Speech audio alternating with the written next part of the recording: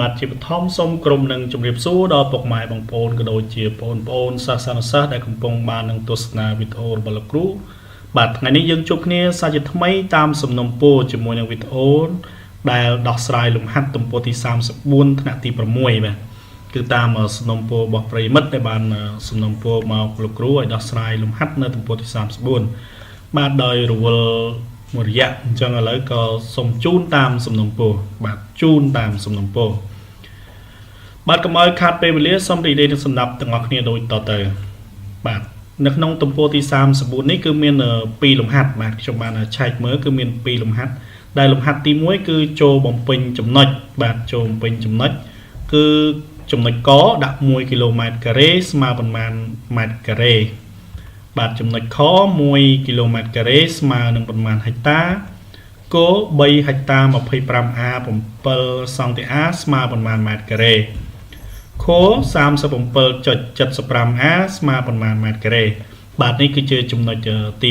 1ដែលក្នុងទំព័រទី34ហ្នឹងខ្ញុំឃើញមាន2ចំណុចបែបនេះបាទអញ្ចឹងខ្ញុំសូមធ្វើការបំពេញនៅចំណុចទី1នឹងជាមុនសិនបាទបំពេញចំណុចហ្នឹងយើងឃើញថា1គីឡូម៉ែត្រការ៉េអញ្ចឹងបើយើងយោងតាម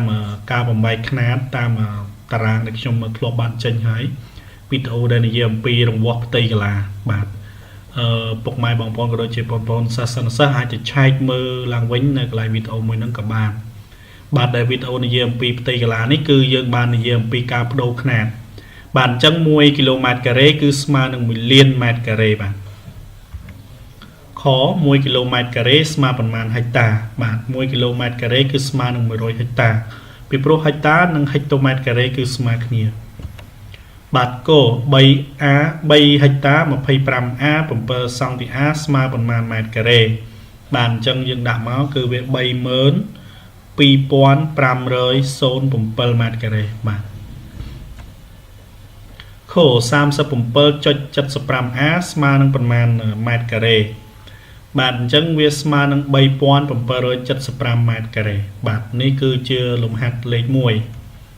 បាទឥឡូវយើងចូលបន្តទៅលំហាត់លេខ2បាទកុំឲ្យខាតពេលវេលាបាទលំហាត់លេខ2គឺគេដាក់ថាគណនាបាទគណនាផលបូកបាទក3ហិកតា 5A 27សង់ទីអាបូកនឹងបាទបូកនឹងប្រមាណចេះបាទបូកនឹង2ហិកតាបាទបូកនឹង2ហិកតាបាទ2ហិកតា 35A 40ម៉ែត្រការ៉េបាទស្មើប៉ុន្មានម៉ែត្រការ៉េបាទគិតទៅជាម៉ែត្រការ៉េបាទនេះថាឲ្យយើងបូកបញ្ចូលគ្នាហើយឲ្យចេញលទ្ធផលហ្នឹងទៅជាម៉ែត្រការ៉េវិញបាទនេះគឺលំហាត់ហ្នឹងបាទហើយលំហាត់ទី2បាទខគឺ 77A 35ម៉ែត្រការ៉េដក5075ម៉ែត្រការ៉េបាទស្មើប៉ុន្មានម៉ែត្រការ៉េបាទគឺដកគ្នាតែម្ដងបាទអញ្ចឹងយើងដោះស្រាយទាំងអស់គ្នាបាទហើយខ្ញុំសូមធ្វើការបញ្យល់ក៏ដូចជាបំបែកបន្តិចបាទយើងមើលដើម្បីធ្វើការបូកចំនួននឹងបានគឺយើងត្រូវបូករង្វាស់ផ្ទៃកន្លានឹងបានគឺយើងត្រូវបដូរຂະຫນាតវាឲ្យទៅតែមួយសិនទៅឬក៏យើងមាន2វិធីទី1គឺយើងបូកហិកតាបូកហិកតាទៅ A បូក 1A ទៅម៉ែត្រការ៉េជាមួយសង់ទីអានេះបូកបញ្ចូលគ្នាទៅហើយបន្ទាប់មកយើងធ្វើការបដូរទាំងអស់ហ្នឹងឲ្យទៅជាម៉ែត្រការ៉េនឹងជាវិធីទី1វិធីទី2គឺយើងបដូរវាបើថា3ហិកតាអញ្ចឹងឲ្យទៅជាម៉ែត្រការ៉េបានប៉ុន្មានបាទ 5A ហ្នឹងបានប្រមាណម៉ែត្រការ៉េបាទ20សង់ទីអាបដូរទៅម៉ែត្រការ៉េបាទអត់បដូរអស់ទៅជាម៉ែត្រការ៉េតែមួយហើយទៅយើងធ្វើការបូកក៏មួយយ៉ាងដែរ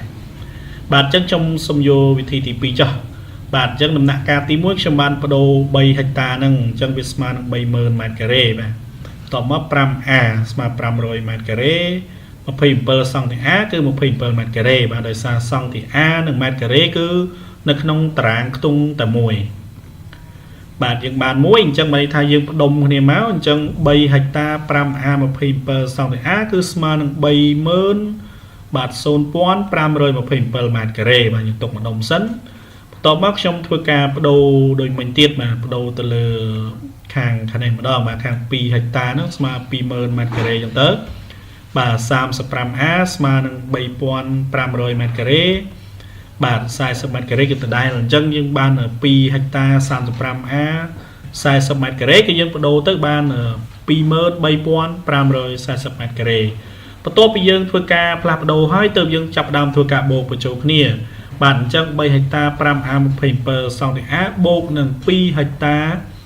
35A 40ម៉ែត្រការ៉េគឺស្មើនឹង54067ម៉ែត្រការ៉េបាទនេះគឺយើងធ្វើការបូក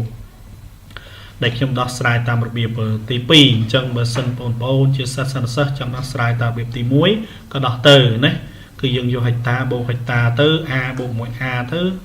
ម៉ែត្រការ៉េបូកម៉ែត្រការ៉េទៅឃើញបានហើយបើយើងបដូរទៅម៉ែត្រការ៉េទាំងអស់ទៅបាទក៏បានដែរចូលទៅលេខ2ដដែលប៉ុន្តែយើងទៅចំណុចខបាទចំណុចខគឺ 77A 35ម៉ែត្រការ៉េបាទដកនឹង5075ម៉ែត្រការ៉េបាទអញ្ចឹងយើងបដូរតែមួយទេគឺបដូរតែ 77A ហ្នឹងវាស្មើនឹង7700ម៉ែត្រការ៉េអញ្ចឹង 77A 35ម៉ែត្រការ៉េគឺស្មើនឹង7735ម៉ែត្រការ៉េអញ្ចឹងយើងយកមកដកជាមួយនឹង5075ម៉ែត្រការ៉េចេញគឺនៅសល់2660ម៉ែត្រការ៉េបាទអញ្ចឹងតាមរយៈលំហាត់ដែលជាការដោះស្រាយតាមសំណុំពររបស់បងប្អូនសិស្សសិស្សក៏មិនដឹងឬក៏ជាអាណាព្យាបាលក៏មិនដឹងដែលសំណុំពរឲ្យលោកគ្រូដោះស្រាយនៅលំហាត់ទំព័រទី34ថាទី6នេះបាទអញ្ចឹងតាមរយៈវីដេអូនេះសូមកុំភ្លេចជួយទស្សនាផងពីព្រោះ